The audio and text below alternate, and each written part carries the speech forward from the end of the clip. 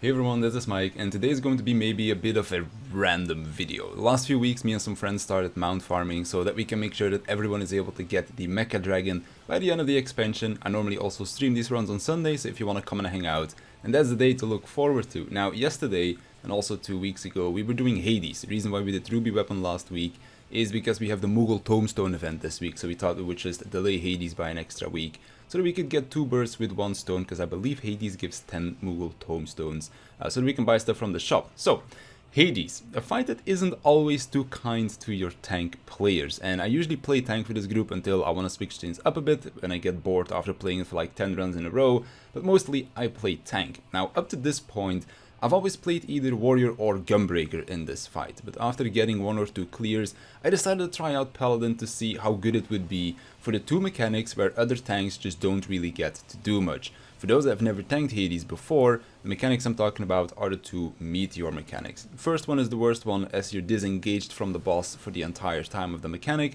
Second one isn't as bad, although now that we're overgearing the fight so much, the healer jail does die really quickly, which means that the tank who starts on the north side might lose 1 or 2 GCDs, with the south tank losing just about as much as they would normally do back in the day when the jail would still stay alive for longer.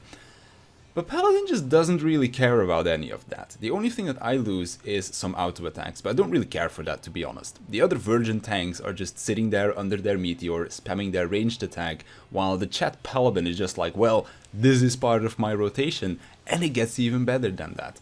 The first set of meteors is usually the one that would kill runs in the case that one of your DPS players was to mess up, because for those that don't know, if one of the DPS players hits a tank with their AoE, they get a vulnerability up, and then the tank will most likely die to the meteor damage, which then in case will also make it so that the next meteor explodes, thus wiping the group. But guess what covers these meteors perfectly?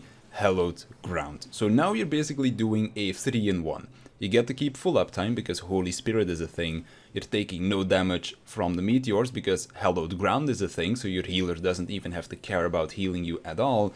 And if one of the DPS players was to mess up, it doesn't kill the run because again, Hallowed Ground just makes you take 0 damage. So it's really satisfying how all of these things just align. And it's made it so that I just never want to go back to playing another tank in Hades after I did my first run on Paladin. I've also mentioned it a few times before, but I've wanted to get better at Paladin as well, as it's the only tank that didn't really get much playtime out of me, but I gotta say it's growing on me. One of my viewers also recommended that I try out the 4 atonement rotation when I made the I'm playing more Paladin video a little while back, which I've been experimenting with that a little bit. I think I'm doing it right, but I'm not 100% sure on that because I just didn't really research anything about it, but it at least seems to fit to me, and it's just a little bit of extra optimization that I do enjoy, as it's not just the standard stuff that I was doing before. If you're a veteran Paladin player and you're looking at the rest of the fight, then I'm probably making plenty of mistakes when it comes down to what the optimal rotation would be for the fight,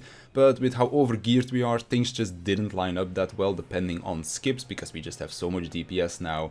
And the thing that I cared about the most was just having that Requiescat window ready for the meteors, as again, it's just very satisfying to get to experience this now after having only played the other tanks for this fight. So I think that's just kind of the story that I wanted to share, a little bit of a short video, but this is just something that I wanted to get out there. If you're ever going back into Hades to farm the mount, or the materials for the glowy weapons, or right now the Moogle Tombstones, then if you end up wanting to tank it, try out Paladin. It's pretty satisfying, and you might just not want to go back to playing another one for that fight once you've had a taste of what Paladin is able to do for you.